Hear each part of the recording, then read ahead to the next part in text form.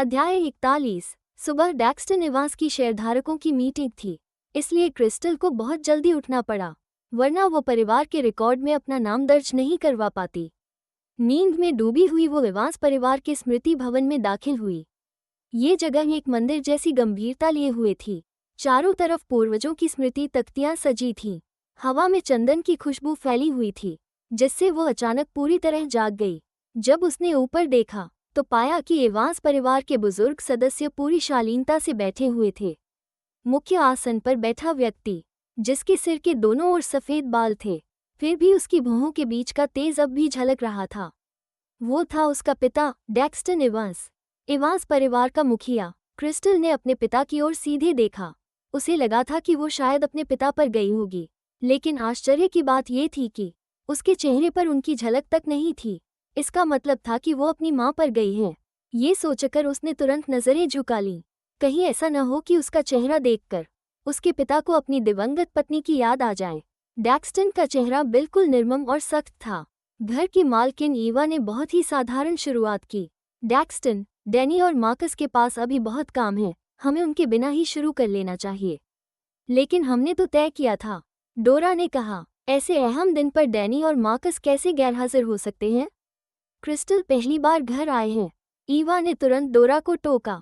डोरा, ये क्या कह रही हो? तुम जानती हो, तुम्हारे भाई बहुत व्यस्त हैं। मौजूद सभी लोगों को पता था कि डैनी और मार्कस इसलिए नहीं आए क्योंकि वे उस बहन को पसंद नहीं करते जिसे वे अपनी माँ की मौत का जिम्मेदार मानते हैं। लेकिन डोरा फिर भी अड़ी रही।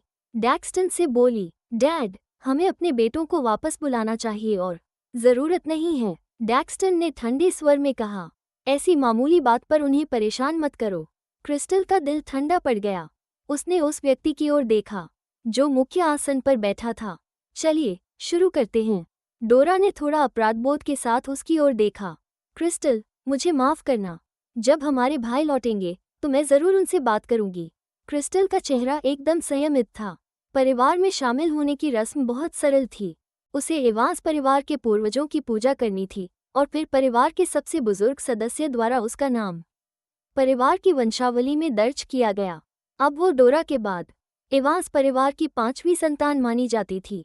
उसे इस बात की पूरी समझ थी कि उसका नाम वंशावली में सिर्फ इसलिए जोड़ा गया है ताकि उसे वाइट परिवार की स्थिति के अनुरूप बनाया जा सके, वरना डैक्स्टन इवांस जैसे व्यक्ति उसे कभी स्वीकार नहीं करते। सब कुछ पूरा होने के बाद डैक्स्टन बिना एक पल रुके वहां से चला गया। क्रिस्टल फर्श पर बिछे फ्यूटन पर घुटनों के बल बैठी रही और ऊंची स्मृति तख्तियों की ओर सिर उठाकर देखती रही। उसके भीतर एक अजीब सी खालीपन की भावना उठी। बाकी सभी लोग जा चुके थे। परिवार के नियमों के अनुसार अब उसे दोपहर तक यहीं बैठे रहना था। इस समय बाहर कुछ कर्मचारियों की फुसफुसाहट सुनाई दी। तुमने देखा? परिवार के मुखिया को तो वो जरा भी पसंद नहीं है।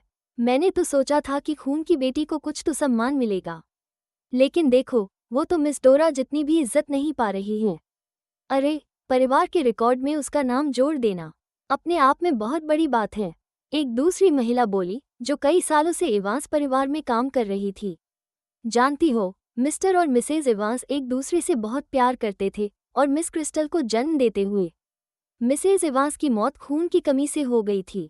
तभी से मिस्टर इवांस अपनी ही बेटी से नफरत करते हैं।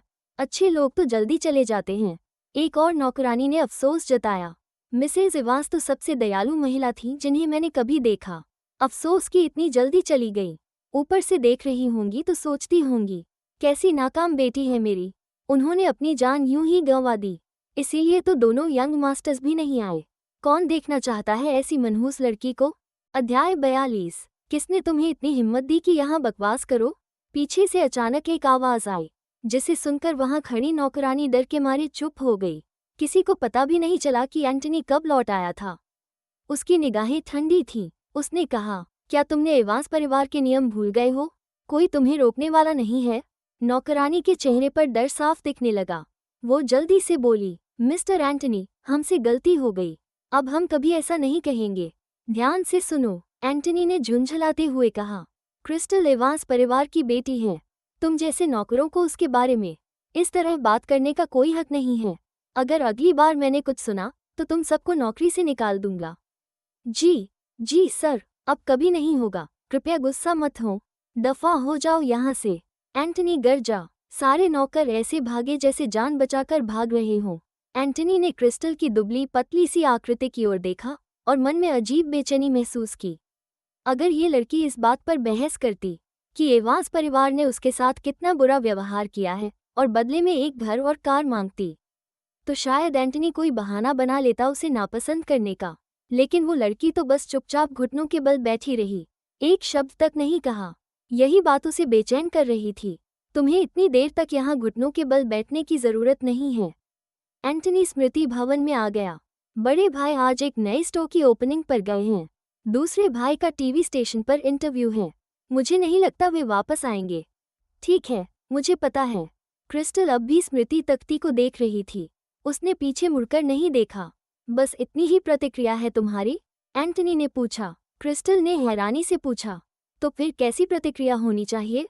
एंटनी चुप हो गया। वो आज यहाँ आना ही नहीं चाहता था, लेकिन फिर भी अपने आप को रोक नहीं पाया। उसे खुद पर ही शक हुआ। क्या मैं पागल हो गया हूँ? क्योंकि उसे बार बार यही लगता रहा कि क्रिस्टल बहुत दयनीय है। अगर वो नहीं आता तो ये लड़की बहुत ज्यादा अपमान और दुख झेलेगी। वो भोली है, मासूम है और हमेशा लोगों को उसके लिए चिंतित कर देती है। एवांस परिवार चाहता है कि तुम आज रात हैरोल्ड से शादी कर लो। क्या तुम्हें डर नहीं लग रहा? क्रिस्टल को तो बिल्कुल डर नहीं लग रहा था। उसके दिमाग में किसी हॉरर टीवी सीरीज की भूतिया शादी वाला दृश्य घूम गया। उम्मीद है वे मुझे किसी मुर्गे से शादी करने को तो नहीं कहेंगे। एंटनी को खुद भी नहीं पता था। व्हाइट परिवार की वो औरत, हैरोल्ड की माँ, हमेशा से निर्णय लेने में तेज रही है। इसलिए ये भी हो सकता था कि क्रिस्टल को सच में एक मुर्गे से शादी करनी पड़े। आखिरकार हैरोल्ड व्हाइट तो मर चुका था और उसका शव तो निकालकर शादी नहीं की जा सकती थी। कितना डरावना होता वो। ये संभव है, लेकिन डरो मत, एंटनी ने कहा। मुर्गा कम से कम लाश तो नहीं होता। वो तुम्हें तंग नहीं करेगा। जब मैं बच्ची थी, एक बार मुझे मुर्गे ने चोंच मार दी थी, क्रिस्टल ने कहा। पहले जब वो मुर्गियों को दाना डालती थी, तो एक बड़ा मुर्गा हमेशा उसे चोंच मारता था, लेकिन उसका परिवार इस पर कभी ध्यान नहीं देता था। काश मास्टर व्हाइट, हैरोल्ड, जिंदा होते। वो इतने सुंदर थे। उनसे शादी करना एक मुर्गे से शादी करने से कहीं बेहतर होता। अगर तुम्हें इतना डर लग रहा है, तो विरोध क्यों नहीं करती? एंटनी बोला। मैं बता दूं, शादी के बाद तुम्हें पछताने का भी वक्त नहीं मिलेगा। जिंदगी भर विधवा बनकर रहना पड़ेगा। क्रिस्टल ने गंभीरता से कहा। मैं विधवा नहीं बनूंगी। एंटनी को लगा कि शायद उसने उसमें कुछ हिम्मत जगा दी है। वो उसकी बात पर तारीफ करने ही वाला था कि लड़की ने कहा, मैं तो एक खुशमिजाज सी फूडी बनना चाहती हूँ। एंटनी, एक्सप्रेशनलेस, स्तब्ध रह गया। एक ही माँ की संतान होकर भी ये लड़की इतनी बेवकूफ़ कैसे हो सकती है? उसने मन में सोचा, अब जबकि मेरा नाम वंशावली में दर्ज हो गया है, क्या मुझे फिर यहाँ आने की ज़रूरत नहीं? क्रिस्टल ने पूछा। मुझे लगता है एवांस परिवार को मुझसे कुछ करवाना है। एंटनी के मन में एक अजीब सी भावना आई। उसने लड़की के छोटे से सिर पर धीरे से हाथ फेरा और बोला, ये कैसी बातें कर रही हो? तुम क्रिस्टल एवांस हो, एवांस परिवार की बेटी। ये तुम्हारा घर है, जब चाहो यहाँ आ सकती हो। क्रिस्टल ने कहा। नहीं, सच्चाई ये है कि मैं यहाँ बिल्कुल भी स्वागत योग्य नहीं हूँ और तुम भी मुझे पसंद नहीं करते। मैं साफ देख सकती हूँ जैसे हर कोई मुझसे नफरत करता है। उद्धरण चिन्ह। अध्याय 43। क्रिस्टल के लिए न तो सनशाइन विलेज और न ही एवांस परिवार उसका घर था। इन दोनों की तुलना में शायद उसे फ्लाइंग गूज हॉल ज्यादा पसंद था।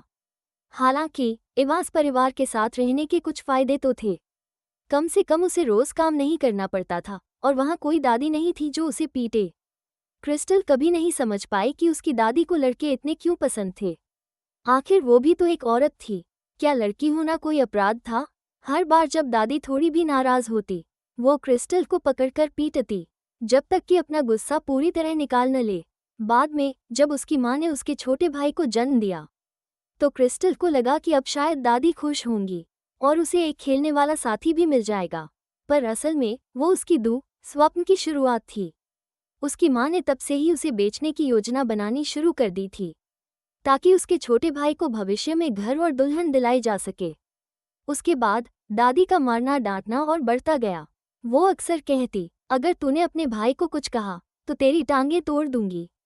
जब क्रिस्टल अतीत की उन बातों में खोई हुई थी, तभी एंटनी ने कहा, ऐसे बेवकूफ़ों की तरह क्यों घुटनों के बल बैठी हो? चलो, मैं तुम्हें कुछ अच्छा खिलाने ले चलता हूँ। तुम्हें फूडी बनना था, ना? क्रिस्टल की दिलचस्पी तुरंत जाग गई। वो खड़ी हो गई और बोली, सच में? चलो अभी चलते हैं। एंटनी ने इतनी लालची छोटी लड़की कभी नहीं देखी थी। क्या खाना चाहती हो? डोनट्स और फ्रेंच फ्राइज? क्रिस्टल ने जो याद आया, सब बोल डाला। पिज़्ज़ा। ठीक है, एंटनी ने कहा। चलो। क्रिस्टल ने बड़े मज़े से खाना खाया। जब उसका पेट आधा भर गया, तो एंटनी को किसी का फ़ोन आया। वो कुछ बात कहकर चला गया। इसके बाद क्रिस्टल वापस स्मृति हॉल में गई और क्लोए ग्राहम की स्मृति तख्ती को देखा। वो तख्ती बिल्कुल साफ सुथरी थी। जो उसे याद करता था, वो अक्सर आकर उसे साफ करता था। उसे अचानक याद आया कि इवांस परिवार में अक्सर लोग कहते थे कि डैक्स्टन अपनी दिवंगत पत्नी से बहुत प्यार करते थे। क्रिस्टल ने कभी अपनी माँ को देखा तक नहीं था, और अब उसके सामने बस एक लकड़ी की तख्ती थी। उसे लगा कि उसकी माँ जरूर बहुत ही कोमल और सुंदर रही होंगी, वरना लोग उन्हें इतना याद क्यों करते? उन्होंने कहा था कि माँ ही वो होती है जो अपने बच्चों से सबसे ज्यादा प्यार करती है। क्रिस्टल आगे बढ़ी और धीरे से स्मृति तख्ती को छुआ और फुसफुसाते हुए कहा, माँ। दोपहर में व्हाइट परिवार उसे लेने आया। गाड़ी में बैठने से पहले डोरा ने कहा, क्रिस्टल, अगर व्हाइट परिवार तुम्हें परेशान करे तो मुझे बताना, मैं तुरंत तुम्हें वापस ले आऊंगी। लेकिन इस लड़की ने तो कभी ये सोचा ही नहीं कि उसे हैरोल्ड व्हाइट से शादी क्यों करनी पड़ रही है। अगर वो वापस इवांस परिवार में आ जाती तो क्या उसे ही नहीं डांटा जाता? ईवा तो हमेशा अच्छी बहन बनने का नाटक करती थी। उसने कहा, डोरा, व्हाइट परिवार एक प्रतिष्ठित खानदान है। वे भला क्रिस्टल के साथ बुरा क्यों करेंगे? तुम्हें अपनी बहन से बहुत प्यार है, लेकिन अब समय हो गया है, उसे जाने दो। इसके बाद ईवा ने क्रिस्टल को समझाया, क्रिस्टल, अब तुम व्हाइट परिवार की बहू बनने जा रही हो। अब तुम्हें समझदारी से व्यवहार करना होगा। क्रिस्टल ने सिर हिलाया और गाड़ी में बैठ गई। इस परालौकिक शादी के कारण व्हाइट परिवार ने भले ही सब कुछ चुपचाप किया, लेकिन फिर भी कई बड़े अधिकारी और रईस लोग वहां आए। कुल मिलाकर 10 लोग क्रिस्टल का मेकअप और तैयार करने में लगे थे। व्हाइट परिवार ने एक शानदार वेडिंग ड्रेस चुनी थी, जिस पर कढ़ाई और सजावट एक मास्टर कारीगर ने की थी। बिल्कुल साफ था कि ये ड्रेस बहुत महंगी थी। जैसे ही क्रिस्टल ने गर्दन घुमाई, एक नौकरानी ने उसका चेहरा ब्राइडल वेल से ढक दिया। अब उसकी दृष्टि धुंधली हो गई। बाहर क्या हो रहा है, ठीक से दिख नहीं रहा था। तभी फ्रीडा आ गई और बोली, तैयारी पूरी हो गई या नहीं? बाहर मेहमान इंतजार कर रहे हैं। लेकिन जैसे ही उसकी नज़र पड़ी, वो हैरान रह गई। उसे लगा था कि क्रिस्टल एक गंवी लड़की है, बिल्कुल भोंडी होगी और उस पर कुछ अच्छा लगेगा ही नहीं। पर उसने गलती से अंदाज़ा लगाया था। क्रिस्टल की त्वचा गोरी और कोमल थी और उसका आकर्षक शरीर भी था। लड़की वाकई में बहुत सुंदर थी, लेकिन फिर भी सुंदर होने से क्या फ़ायदा? उसे तो विधवा ही रहना है। जैसे ही सब कुछ तैयार हो जाए, उसे बाहर भेज दो। अगर समय पर शादी नहीं हुई तो मैडम व्हाइट को गुस्सा आएगा। आखिरकार मरे हुए लोगों को ज़्यादा इंतज़ार कराना अच्छा नहीं होता, फ्रीडा ने कहा। चैप्टर 44 हिंदी अनुवाद। जब सभी ने ये सुना तो वो थोड़े डर गए। आखिर मरने वाला कोई और नहीं बल्कि मास्टर व्हाइट था। जब वो जिंदा थे तब उनका गुस्सा सबसे भयानक माना जाता था। किसकी हिम्मत थी उन्हें इंतजार करवाने की? बाहर का माहौल बहुत जॉयफुल था। ऐसा लग रहा था जैसे व्हाइट फैमिली ने किसी बैंड को बुलाया हो। ये बिल्कुल भी किसी अंडरवर्ल्ड वेडिंग जैसा नहीं लग रहा था। गेस्ट्स दोनों तरफ बैठे थे और एक मेड की मदद से दुल्हन को आयल से लाया जा रहा था। क्रिस्टल सिर्फ अपने पैरों की ओर देख रही थी और चल रही थी। उसके कानों में तेज म्यूजिक गूंज रहा था, लेकिन वहां कोई शोर नहीं कर रहा था, शायद डर के कारण। जब उसने एक दहलीज पार की तो किसी ने उसकी हथेली में एक फोटो फ्रेम थमा दी। वो हैरोल्ड की तस्वीर थी, कोई मुर्गा नहीं। क्रिस्टल ने चैन की सांस ली। अब शादी शुरू हो सकती है, मैडम व्हाइट ने मुख्य कुर्सी पर बैठते हुए घोषणा की। क्रिस्टल को पहले ही एक मेड ने प्रोसीजर समझा दिया था। एमसी उसे जो करने को कहेगा बस उसे वही फॉलो करना था। सब कुछ व्यवस्थित ढंग से चल रहा था, लेकिन तभी भीड़ में अचानक शोर हुआ। कोई अनइनवाइटेड गेस्ट आ गया था।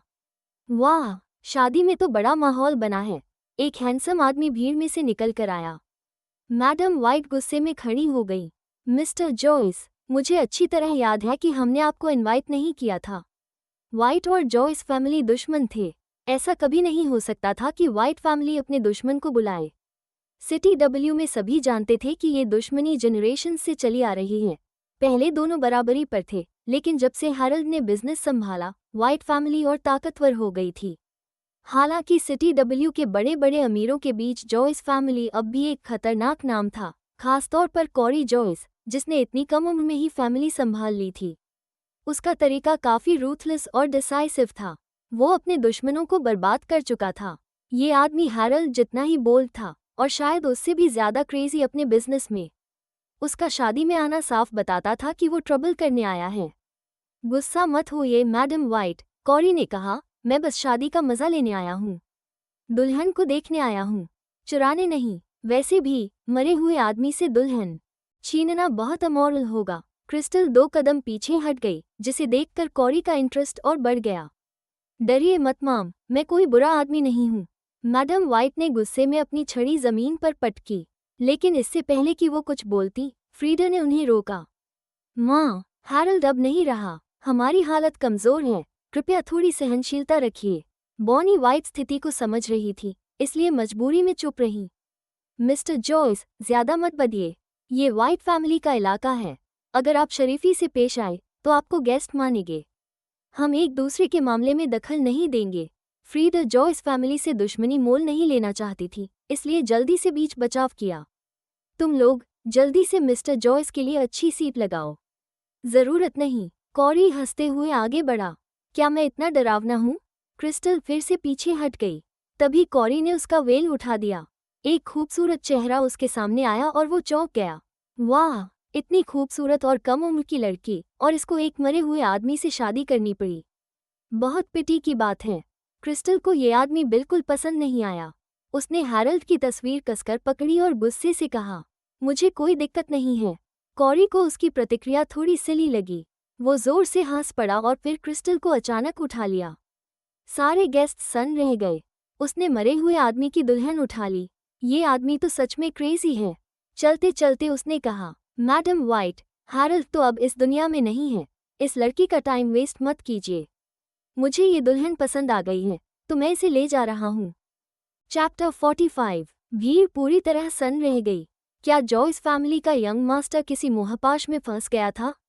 मैडम व्हाइट गुस्से में तिलमिला उठी। उन्होंने जमीन पर अपनी छड़ी पटकी। ये तो हद हो गई। कॉरी जॉयस, ये व्हाइट फैमिली की टेरिटरी है। यहाँ तुम्हें इस तरह की बदतमीजी करने का कोई हक नहीं। कॉरी ने उनकी बातों को बिल्कुल भी गंभीरता से नहीं लिया। व्हाइट फैमिली के नौकर जॉयस फैमिली के बॉडीगार्ड से भिड़ने की हिम्मत नहीं कर सकते थे, इसलिए कोई कुछ नहीं कर पाया। कॉरी क्रिस्टल को लेकर गेट तक पहुंच गया था और उसे कार में बैठाने ही वाला था। फिर भी किसी ने रोकने की कोशिश नहीं की। सब जानते थे कि ये सही नहीं था, लेकिन साथ ही ये भी समझते थे कि एक विधवा औरत के लिए जॉयस फैमिली से दुश्मनी लेना बेवकूफ़ी होगी। ऊपर से हैरल्ड अब इस दुनिया में नहीं था, तो उसकी पत्नी का क्या मतलब रह गया था? कोई भी उसे ले जा सकता था। फ्रीडा हमेशा से जॉयस फैमिली से सतर्क रहती थी, और उसके मन में भी वही विचार चल रहा था। क्रिस्टल के लिए इतनी बड़ी फैमिली से टकराना उचित नहीं था, लेकिन चूंकि क्रिस्टल व्हाइट फैमिली की बहू थी, इसलिए मजबूरी में थोड़ा नाटक करना पड़ा। जब कॉरी और क्रिस्टल लगभग निकलने ही वाले थे, फ्रीडा ने नौकरों को आदेश दिया, क्या कर रहे हो? जाओ और उसे वापस लाओ। क्या मैं तुम्हें बेकार खड़े रहने की तनख्वाह देती हूँ? नौकर दौड़ पड़े, लेकिन उनके चेहरे पर साफ दिख रहा था कि वे टकराव नहीं चाहते थे। मैडम व्हाइट का गुस्सा 7वें आसमान पर था। ये आदमी तो बिल्कुल ही बेकाबू हो गया है। उनकी छड़ी जमीन पर इतनी जोर से पिटी जैसे फर्श को तोड़ देगी। ये हरामी, हम इसे ऐसे नहीं छोड़ेंगे। फ्रीडा ने उन्हें संभालने की कोशिश की। हाँ माँ, हमारी फैमिली अभी भी मजबूत है, हम इससे बाद में निपट लेंगे। आप इतना गुस्सा मत कीजिए, आपकी तबीयत पर असर पड़ेगा। मैडम व्हाइट ने भड़क कर कहा, मैं गुस्सा न हूँ, तुम्हारा वो नालायक बेटा ही इस हालत का जिम्मेदार है। जब हैरल्ड जिंदा था तब देखो, व्हाइट फैमिली की कितनी इज्जत थी। उस वक्त जॉयस फैमिली की हिम्मत नहीं थी कि यहाँ ट्रबल करे। अब तो मेरे बच्चे ही निकम्मे हैं और मैं, एक बूढ़ी औरत, इनके साथ दुख झेल रही हूँ। फ्रीडा को ये बात बहुत बुरी लगी। माँ, कॉरी और हैरल्ड की आपस में पुरानी दुश्मनी थी। आज की घटना के लिए आप मार्क और मुझे क्यों दोष दे रही हैं? सच कहूँ तो हैरल्ड खुद ही बहुत बेरहम और निर्दयी था, और अब उसे उसी की सजा मिल रही है। तुमने क्या कहा? बॉनी व्हाइट गुस्से में चिल्लाई। वो घटिया औरत क्लोई ने कम से कम हैरल्ड को जन्म दिया था, और तुम्हारे पेट से तो सिर्फ बेकार बच्चे ही निकले। तुम्हारे बच्चे उस घटिया औरत से भी गए गुजरे हैं। बॉनी ने सारी हदें पार कर दी थी। फ्रीडा हमेशा क्लोई ग्राहम को तुच्छ समझती थी और उसे पागल करके खुदकुशी तक के लिए मजबूर कर दिया था। ये बात सिटी डब्ल्यू में सबको पता थी, और अब इतने सारे आउटसाइडर्स के सामने उसे क्लोई से भी नीचा कहा गया, जैसे कि वो कोई बहुत ही घटिया औरत हो। फ्रीडा का चेहरा तमतमा गया, लेकिन वो बॉनी को जवाब नहीं दे सकी। उसने गुस्सा पी लिया और बोली, माँ, हम सब एक ही फैमिली के हैं। आपस में मेल बनाकर रखना ज्यादा जरूरी है। मेरे बच्चे अभी छोटे हैं, लेकिन आगे चलकर वो भी सक्सेसफुल बनेंगे। देखिए, हैरल्ड भी शुरू में ऐसा ही था, बाद में ही वो काबिल बना। आप गुस्सा मत कीजिए, अब आपको दवा लेने का वक्त हो गया है। हम नहीं चाहते कि आपकी ब्लड प्रेशर बढ़ जाए। मैं अभी जॉयस फैमिली को कॉल करती हूँ और क्लाइड से कहती हूँ कि वो कॉरी को समझाए। वो बहुत ज्यादा कर रहा है। तभी मैडम वाइट को मिस्टर जॉयस की याद आई। तुम्हें कॉल करने की जरूरत नहीं, मैं खुद ही बात करूंगी। फ्रीडा वहां से जल्दी से निकल गई, उसे गेस्ट्स को भी संभालना था। वाइट फैमिली की रेप्यूटेशन बचानी थी। इस पूरे सीन में सबसे ज्यादा कष्ट क्रिस्टल को हुआ। कॉरी ने उसे अपने कंधे पर लाद रखा था। उसका सख्त कंधा क्रिस्टल के पेट में चुभ रहा था, जिससे उसे उल्टी जैसा महसूस हो रहा था। सुनो, मुझे नीचे उतार दो, मैं खुद चल सकती हूँ, क्रिस्टल बोली। कॉरी को ये लड़की बड़ी मासूम लगी। सच में, मैं बस कंधे पर लटक कर अनकंफर्टेबल फील करती हूँ, क्रिस्टल बोली। कॉरी ने उसे नीचे उतारा और कार में बिठा दिया। फिर वो कार डोर पर हाथ रखकर क्रिस्टल की तरफ देखते हुए बोला, अगर उल्टी करनी है तो कर लो। वैसे भी ये कार बस $2 मिलियन की है। अगर गंदा कर दोगी तो बस मुझे उसका मुआवजा दे देना। चैप्टर 46 हिंदी अनुवाद। क्रिस्टल ने कहा, तुम मास्टर वाइट से नफरत करते हो, इसलिए उनके बारे में बुरा बुरा कहते हो। मैं इस बात पर यकीन नहीं करती। कॉरी ने उसकी तरफ देखा। क्या तुम्हें पता है कि इस वक्त तुम कितने खतरे में हो? क्रिस्टल थोड़ा उलझन में पड़ गई। उसे समझ नहीं आया कि वो क्या कह रहा था। कॉरी ने इशारा करते हुए कहा, अब जब तुम्हें किडनैप कर लिया गया है, तो क्या तुम्हें दया की भीख नहीं मांगनी चाहिए? क्रिस्टल ने पलट कर कहा, देखो, तुमने खुद ही मान लिया कि तुम बैड गाय हो। कॉरी ने आईब्राउ उठाया। क्या तुमने कभी मेरे जैसा हैंडसम बैड गाय देखा है? हम सब जवान हैं, इमोशंस में बहना नॉर्मल है, तुम्हें नहीं लगता? क्रिस्टल का दिल जोर से धड़क गया और वो अपने आप पीछे हट गई। अब उसे धीरे धीरे एहसास हो रहा था कि कॉरी बाहर से मुस्कुराने वाला, लेकिन अंदर से बहुत खतरनाक इंसान है, एक मुस्कुराता हुआ शिकारी। उसने हिचकिचाते हुए पूछा, तुम मुझे कहाँ ले जा रहे हो? कॉरी ने फोन की स्क्रीन देखी और धीमे से बोला, तुम्हें जल्दी ही पता चल जाएगा। पीनट गार्डन सिटी डब्ल्यू का सबसे महंगा इलाका था। यहाँ वही लोग रहते थे जो सिटी के सबसे अमीर थे। यहाँ लोग अपने कुत्तों को भी वॉक पर ले जाने से पहले हजारों डॉलर के कपड़े पहनते थे। कॉरी की विला इस एंटायर सोसाइटी में सबसे प्राइम लोकेशन पर थी। कार धीरे धीरे सिक्योरिटी एरिया में रुकी। कॉरी सबसे पहले उतरा। जब पीछे से कोई रिस्पॉन्स नहीं आया तो उसने पलटकर पूछा, लिटिल गर्ल, अब बाहर निकलोगी या नहीं? क्रिस्टल ने बाहर देखा। उसे स्ट्रांगली फील हुआ कि अगर वो अब बाहर निकली तो बहुत तकलीफ होगी। मुझे नहीं लग रहा कि मुझे उतरना चाहिए, मैं कार में ही ठीक हूँ, प्लीज। लेकिन जब क्रिस्टल ने जाने से मना किया तो कॉरी ने खुद उसे पकड़ लिया। क्रिस्टल के पास कोई रास्ता नहीं बचा, वो आसानी से खींच ली गई। अब जाकर क्रिस्टल ने दया की भीख मांगना शुरू किया। मुझे जाने दो, मैं बचपन से ही अच्छी और मेहनती लड़की रही हूँ। मैंने कभी कुछ गलत नहीं किया। अगर किसी को किडनैप करना है तो मिसेस फ्रीडा को क्यों नहीं कर लेते? वो वाइट फैमिली में इतने सालों से हैं, उससे तो ज्यादा पैसे मिल सकते हैं। कॉरी उसे घसीटते हुए साइडवॉक की ओर ले गया। तुम क्या सोचती हो, मैं पागल हूँ? उस बूढ़ी औरत फ्रीडा को किडनैप करूं ताकि मेरा मूड और भी खराब हो? ठीक है, फ्रीडा सच में इतनी कड़वी थी कि कोई उसे पसंद नहीं करता था। लेकिन फिर कॉरी ने क्रिस्टल को क्यों किडनैप किया था? वो तो एक प्यारी सी बनी जैसी लड़की थी। उसे बेचकर ज्यादा पैसे भी नहीं मिल सकते थे। जब घर की मेड ने देखा कि उनका यंग मास्टर एक लड़की को साथ लाया है, तो वो जल्दी से एक जोड़ी स्लीपर्स लेकर आई और आदर से बोली, मिस्टर कॉरी। कॉरी ने क्रिस्टल को अंदर खींचते हुए सोफा पर जोर से पटक दिया। क्रिस्टल दर्द के मारे चिल्ला पड़ी, उसकी आंखों में आंसू आ गए। फिर भी उसे हर पल कॉरी से सतर्क रहना पड़ रहा था। तुम क्या करना चाहते हो? क्रिस्टल अब अपने आंसू रोक नहीं पाई। अगर फ्रीडा तुम्हें बेकार लगती है तो मैडम वाइट को किडनैप कर लो। मैं तो बहुत ही पुअर हूँ, बूहू। कॉरी ने ठंडी हंसी के साथ जेब में हाथ डाले। मुझे कोई फर्क नहीं पड़ता। तुम्हारा दुर्भाग्य है कि तुम हैरल्ड की पत्नी बनी। क्रिस्टल को समझ नहीं आ रहा था कि आखिर कॉरी और हैरल्ड के बीच इतनी गहरी दुश्मनी क्यों थी। ना ही वो ये समझ पा रही थी कि कॉरी उसके साथ क्या करने वाला है। यही अनिश्चितता उसे अंदर तक हिला रही थी। उसकी आवाज़ कांप रही थी। कब तक तुम लोग एक दूसरे से बदला लेते रहोगे? क्यों नहीं मुझे छोड़ देते ताकि ये सब खत्म हो सके? कॉरी ने बहुत मासूम चेहरा बनाया। सोचो भी मत, हैरल्ड तो मारा गया इससे पहले कि मैं कुछ कर पाता। टीएसके, बड़ी दुर्भाग्यपूर्ण बात है कि तुम उसकी पत्नी हो। अब हिसाब तो तुम ही से करना पड़ेगा। क्रिस्टल को ये सब बेमतलब लग रहा था, लेकिन वो कॉरी से बहस करने की हिम्मत नहीं जुटा पा रही थी। वो इस वक्त बहुत डरावना लग रहा था। क्रिस्टल जानती थी, अगर उसने ज्यादा विरोध किया तो या तो उसे किसी कब्रिस्तान में गाड़ दिया जाएगा या समंदर में फेंक दिया जाएगा और मछलियां उसे खा जाएंगी। कॉरी ने अपनी कॉलर को खींचा और कलाई के बटन खोलने लगा। थोड़ी खुशी मनाओ। क्या तुम्हें पता है मैं आमतौर पर कैसी औरतों के साथ सोता हूँ? बड़ी बड़ी चेस्ट्स, गोल मटोल हिप्स वाली हॉट लेडीज। तुम्हारे जैसे पतली दुबली बीन स्प्राउट को तो खुद को लकी समझना चाहिए। चैप्टर 47 हिंदी अनुवाद। क्रिस्टल ने कहा, तुम मास्टर वाइट से नफरत करते हो, इसलिए उनके बारे में बुरा बोलते हो। लेकिन मैं तुम पर यकीन नहीं करती। कॉरी ने उसकी तरफ गंभीरता से देखा। क्या तुम्हें पता है कि इस वक्त तुम कितनी खतरे में हो? क्रिस्टल थोड़ी उलझन में पड़ गई। उसे समझ ही नहीं आया कि वो क्या कहना चाहता है। कॉरी ने कहा, अब जब तुम्हें किडनैप कर लिया गया है तो क्या तुम्हें मुझसे रहम की भीख नहीं मांगनी चाहिए? क्रिस्टल ने पलट कर कहा, देखो, तुमने खुद ही मान लिया कि तुम एक बैड गाय हो। कॉरी ने आईब्राव उठाया और मुस्कुराया। क्या कभी इतना हैंडसम बैड गाय देखा है तुमने? हम सब यंग और हॉट ब्लडेड लोग हैं। कुछ भी हो सकता है, यह नॉर्मल है, क्या तुम्हें नहीं लगता? क्रिस्टल का दिल धड़कना बंद कर गया और वो धीरे से पीछे हट गई। अब उसे एहसास हुआ कि कॉरी एक स्माइलिंग टाइगर है, ऊपर से शांत लेकिन अंदर से बेहद खतरनाक। उसने घबराते हुए पूछा, तुम मुझे कहाँ ले जा रहे हो? कॉरी ने अपने फ़ोन की स्क्रीन देखी और धीमे से बोला, जल्द ही तुम्हें पता चल जाएगा।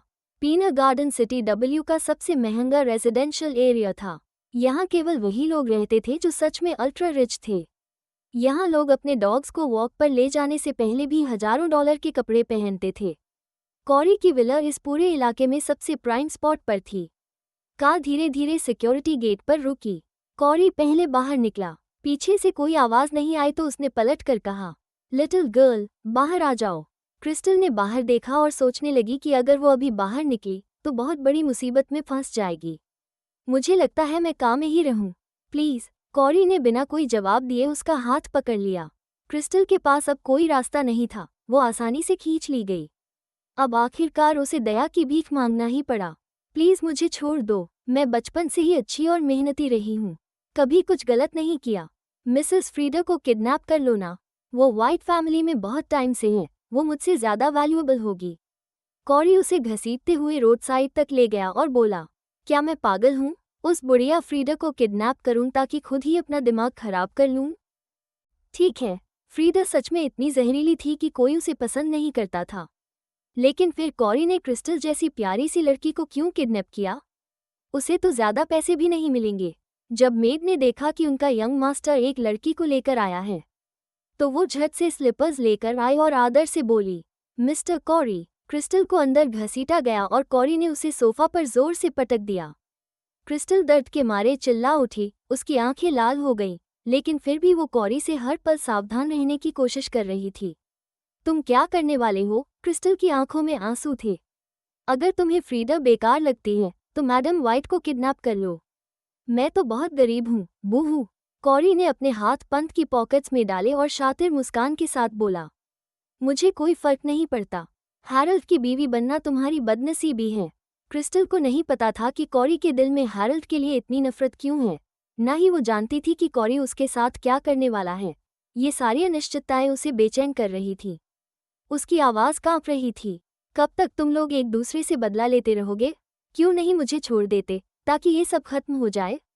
कॉरी ने उदासी के साथ कहा, सोचो भी मत, हैरल्ड तो मारा गया इससे पहले कि मैं कुछ कर पाता। टीएसके, अफसोस की बात है कि तुम उसकी बीवी हो। अब मुझे सारा हिसाब तुम ही से चुकता करना होगा। क्रिस्टल को ये सब बेवकूफ़ी लग रहा था, लेकिन वो कॉरी से उलझने की हिम्मत नहीं जुटा पा रही थी। वो इस वक्त बहुत डरावना था।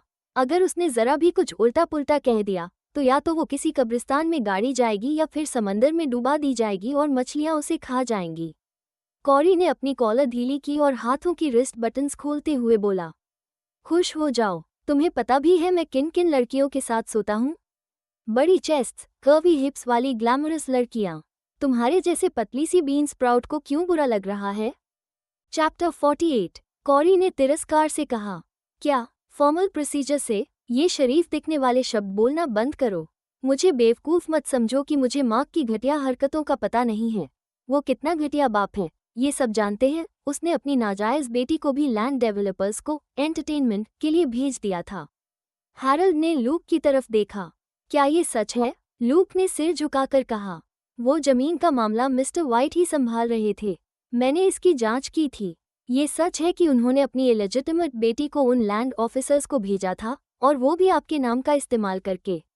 अब सिर्फ कॉरी ही नहीं, बल्कि लूक को भी लगने लगा था कि मार्क वाइट बहुत नीच इंसान है। उसने अपनी ही बेटी की परवाह नहीं की और बदनामी का बोझ मास्टर वाइट पर डाल दिया। हैरल्ड ने क्रिस्टल की ओर देखा। वो शहर के बाहर वाली जमीन। वो लड़की रो रो कर बिल्कुल सूज गई थी। हैरल्ड की आवाज़ अचानक बहुत मुलायम हो गई। वाइट फैमिली अब वो जमीन नहीं चाहती। लूक चौंक गया। मास्टर वाइट, कृपया एक बार और सोचिए। ये मामला बहुत बड़ा था। अगर हैरल्ड कॉन्ट्रैक्ट तोड़ते तो उन्हें लाखों डॉलर का हर्जाना देना पड़ता। मार्क इस प्रोजेक्ट को बहुत ज़्यादा इंपॉर्टेंस देता था और इससे बहुत कमाने की उम्मीद में था। हैरल्ड का ये फैसला सीधा उसकी बेइज्जती करने जैसा था। हैरल्ड ने ठंडी आवाज़ में कहा, वाइट फैमिली को इन चीज़ों की कमी नहीं है। मार्क निकम्मा है। उसे कभी सोच समझकर काम करना आता ही नहीं। वो हमेशा घिनौने तरीके अपनाता है। हैरल्ड के इस फैसले पर अब लूक चुप हो गया। यस सर, मैं लौटते ही इसे संभाल लूंगा। हैरल्ड ने कॉरी की तरफ देखा और सख्ती से कहा, अब तक तुमने उसे छोड़ा क्यों नहीं? मेरी पेशेंस की लिमिट है।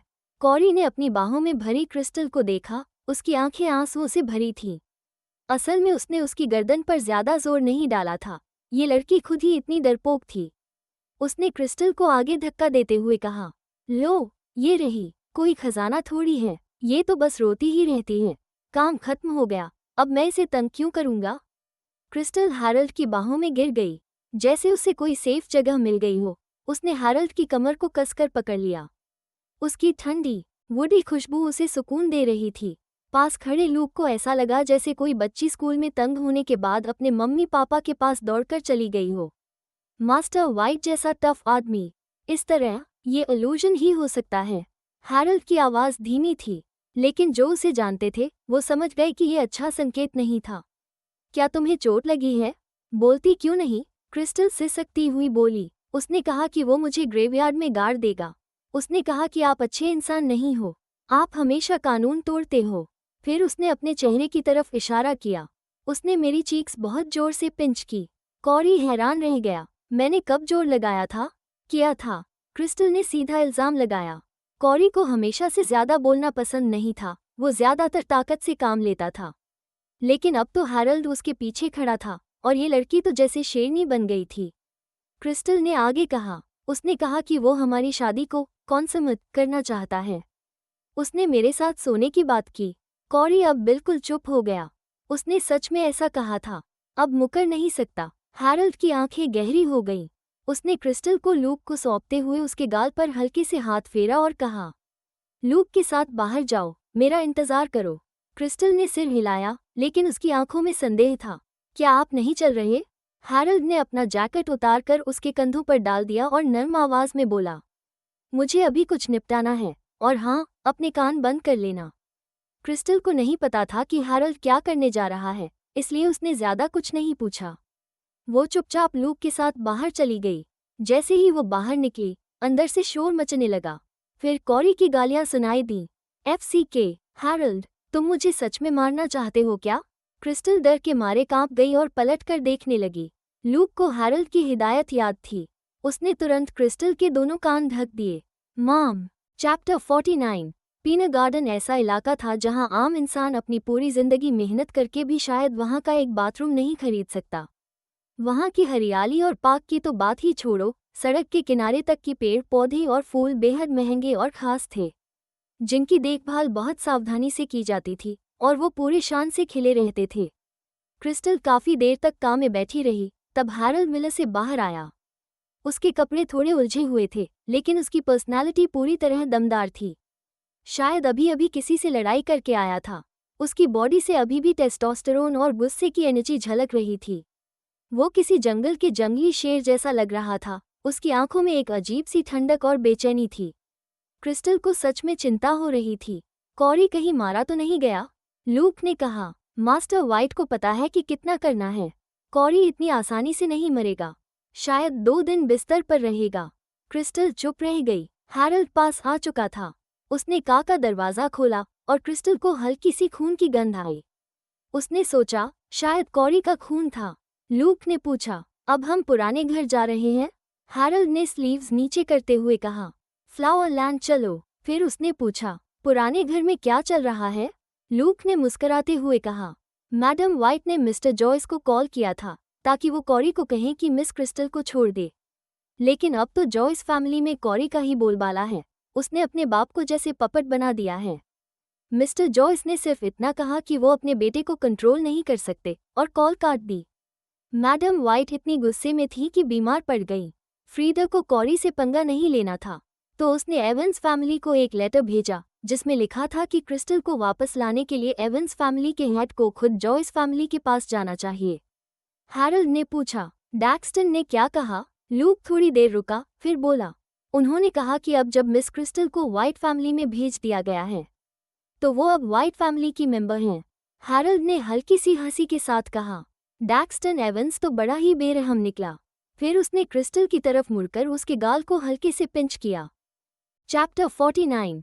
पीनट गार्डन ऐसा इलाका था जहां आम इंसान अपनी पूरी जिंदगी मेहनत करके भी शायद वहां का एक बाथरूम नहीं खरीद सकता। वहां की हरियाली और पार्क की तो बात ही छोड़ो, सड़क के किनारे तक की पेड़ पौधे और फूल बेहद महंगे और खास थे, जिनकी देखभाल बहुत सावधानी से की जाती थी और वो पूरे शान से खिले रहते थे। क्रिस्टल काफी देर तक काम में बैठी रही, तब हैरल्ड मिलर से बाहर आया। उसके कपड़े थोड़े उलझे हुए थे, लेकिन उसकी पर्सनालिटी पूरी तरह दमदार थी। शायद अभी अभी किसी से लड़ाई करके आया था। उसकी बॉडी से अभी भी टेस्टोस्टेरोन और गुस्से की एनर्जी झलक रही थी। वो किसी जंगल के जंगली शेर जैसा लग रहा था। उसकी आंखों में एक अजीब सी ठंडक और बेचैनी थी। क्रिस्टल को सच में चिंता हो रही थी। कॉरी कहीं मारा तो नहीं गया? लूक ने कहा। मास्टर वाइट को पता है कि कितना करना है। कॉरी इतनी आसानी से नहीं मरेगा। शायद 2 दिन बिस्तर पर रहेगा। क्रिस्टल चुप रह गई। हैरल्ड पास आ चुका था। उसने का दरवाजा खोला और क्रिस्टल को हल्की सी खून की गंध आई। उसने सोचा शायद कॉरी का खून था। लूक ने पूछा, अब हम पुराने घर जा रहे हैं?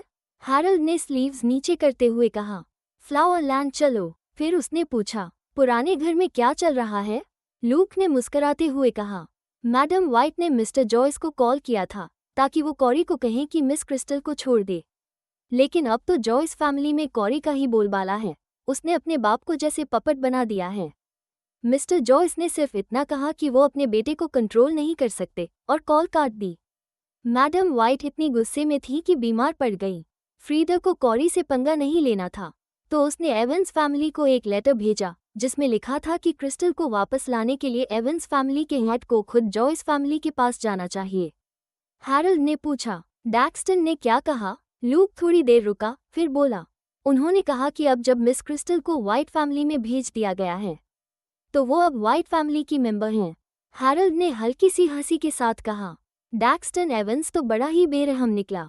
फिर उसने क्रिस्टल की तरफ मुड़कर उसके गाल को हल्के से पिंच किया। आखिर में तुम्हें सिर्फ तुम्हारे पति ने बचाया। क्रिस्टल ने हैरल्ड की हथेली से अपने गाल को रगड़ा और कहा, क्योंकि आप दुनिया के सबसे अच्छे इंसान हो। हैरल्ड ने उसकी चालाकी समझ ली।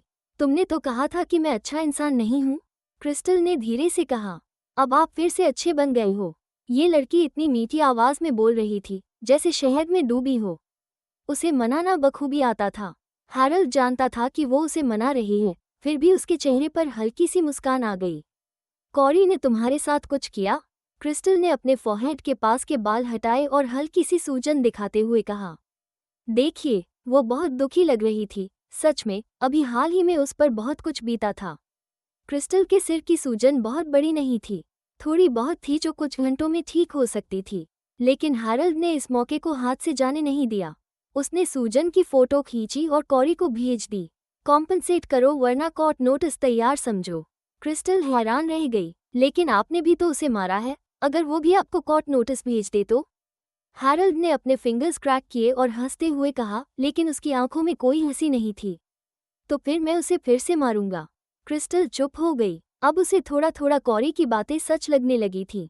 हैरल्ड वाकई में अच्छे इंसान जैसे तो नहीं लग रहे थे। पीनट गार्डन अगर अमीरों के लिए था तो फ्लावर लैंड उन लोगों के लिए था जिनके पास सिर्फ पैसे नहीं बल्कि पावर और रुतबा भी था। यहाँ के गेट पर आर्म्ड एलीट सिक्योरिटी खड़े रहते थे। मेबाक फ्लावर लैंड में दाखिल हुई और एक शानदार गार्डन विला के सामने आकर रुकी। क्रिस्टल हैरल्ड के साथ बाहर निकली और आश्चर्य से पूछा, मास्टर वाइट, ये आपका घर है? हैरल्ड ने जवाब दिया, हाँ, मैं पुराने घर में ज्यादा नहीं रहता। असल में वो यहाँ भी रेयरली आता था।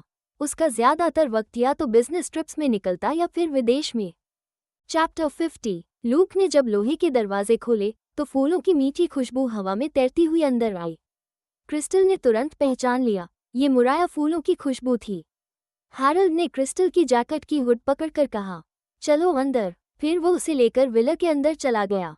पूरा घर बस 3 ठंडी शेड्स, ब्लैक, व्हाइट और ग्रे, से सजाया गया था। क्योंकि घर में ज्यादा फर्नीचर या सजावट नहीं थी, इसलिए वो और भी खाली और स्पेशियस लग रहा था। हैरल्ड ने अपनी जैकेट को सोफा पर फेंका। क्रिस्टल को इधर उधर देखते हुए देखकर उसने पूछा, डिनर कर लिया? बिल्कुल नहीं, क्रिस्टल ने डिनर नहीं किया था। हैरल्ड ने सोफा पर बैठते हुए अपनी आंखें मलीं और कहा, किसी को खाने के लिए बोलो। जो खाना है लूक को बता दो। लूक ने कहा, अगर हम बाहर से ऑर्डर करेंगे तो खाने में 1 घंटा लगेगा। माम, अगर आपको बहुत भूख लगी है तो थोड़ा फ्रूट खा लीजिए। 1 घंटा? क्रिस्टल ने अपना पेट सहलाया। उसे लग रहा था कि 1 घंटा इंतजार करना मुश्किल होगा। किचन में कुछ सामान है क्या? मैं खुद बना सकती हूँ। हैरल्ड को अब याद आया कि क्रिस्टल इस शहर की बाकी लड़कियों जैसी नहीं थी जो सिर्फ पियानो, टी सेरेमनी वगैरह सीखती थी। ये लड़की तो पोल्ट्री फीड करना और खाना बनाना जानती थी। लूक ने कहा, हाँ, हर कुछ दिन में कोई आकर फ्रेश सामान भर देता है। क्रिस्टल किचन में गई और फ्रिज खोला। सच में अंदर सब कुछ मौजूद था। फिर वो बाहर आई और हैरल्ड की ओर देखकर बोली, मास्टर वाइट, आपने डिनर किया? हैरल्ड तो सीधे मीटिंग से पीनट गार्डन आया था, उसने भी कुछ नहीं खाया था। नहीं, मैंने नहीं किया, उसने कहा। तो फिर मैं कुछ एक्स्ट्रा बना देती हूँ। क्रिस्टल किचन में वापस चली गई। थोड़ी ही देर में पानी चलने की आवाज़ सुनाई देने लगी। इसी बीच लूक ने हैरल्ड की ओर मुड़ते हुए कहा, सर, वहाँ जो मीटिंग चल रही थी, जब कॉरी के क्रिस्टल को उठा ले जाने की खबर आई, उस वक्त हाई लेवल मैनेजर्स की मीटिंग अपने सबसे क्रूशियल पॉइंट पर थी। लेकिन जैसे ही कॉल आया, हैरल्ड तुरंत उठकर चला गया। अब तक सभी मैनेजर्स कॉन्फ्रेंस रूम में बैठे थे, कंफ्यूज्ड और क्यूरियस कि आखिर क्या बात उनके बॉस के लिए इतनी इम्पोर्टेंट थी। हैरल्ड ने कहा, फोन से कनेक्ट कर दो मीटिंग। फिर पानी का एक घूंट लिया और अचानक लूक की तरफ देखा। तुम्हें पता था ना, मार्क ने ये सब किया? लूक थोड़ी देर चुप रहा। हाँ, पता था, लेकिन वो आपके अंकल हैं, तो मैंने कई बार अनदेखी कर दी। हैरल्ड ने शांत लहजे में कहा, ऐसी बातों में रिश्ते नहीं देखे जाते। आगे से ऐसे लोगों को कोई भी रियायत मत देना। समझ गया। लूक ने कॉल कनेक्ट कर दी। अगली बार ऐसा कुछ होगा तो मैं खुद ही रोक दूंगा। ठीक है। हैरल्ड ने कुछ और नहीं कहा। किचन में क्रिस्टल ने जल्दी से 3 सिंपल घर के बने हुए डिशेज तैयार किए, टमाटर अंडा भुर्जी, बीफ और फ्राइज और एग सूप। वो सारी प्लेटें उठाकर डाइनिंग टेबल पर रख आई। फिर सोफा के पास खड़ी होकर थोड़ा झिझकते हुए हैरल्ड की ओर देखने लगी। इसी दौरान हैरल्ड फोन पर कह रहा था, हाँ, मेरा मतलब है, मैं वो जमीन वाला हिस्सा कॉरी को दे दूंगा। क्रिस्टल की ओर नजर डालते हुए उसने कहा, बस आज के लिए इतना ही। मेरी फैमिली मेरा इंतजार कर रही है डिनर पर। सभी पार्टिसिपेंट्स को कुछ समझ आता उससे पहले ही उसने कॉल काट दिया और खड़ा हो गया। चलो खाना खाते हैं। क्रिस्टल ने जब हैरल्ड को मेरी फैमिली कहते सुना तो उसके कान लाल हो गए। उसने नजरें फेर ली और लूक से बोली, लूक, आप भी खाना खा लीजिए हमारे साथ। लूक को सेंस था कि कब पीछे हटना है। उसने हैरल्ड की ओर एक नज़र डाली और फिर कहा, ऑफिस में कुछ काम है। माम, आपका बहुत शुक्रिया, लेकिन मुझे स्किप करना पड़ेगा। खाने के बाद कर लेना। क्रिस्टल ने पर्सवेड करने की कोशिश की। हैरोल्ड ने उसकी हुड पकड़कर उसे डाइनिंग टेबल की ओर खींचा। ये डाइट पर है, डिनर नहीं करता। लूक मुस्करा दिया। हाँ माम, मुझे थोड़ा वजन घटाना है। अगर आपको ये स्टोरी पसंद आई हो तो स्टोरी को लाइक करें, चैनल को सब्सक्राइब करें। मिलते हैं अगले वीडियो में, तब तक के लिए धन्यवाद।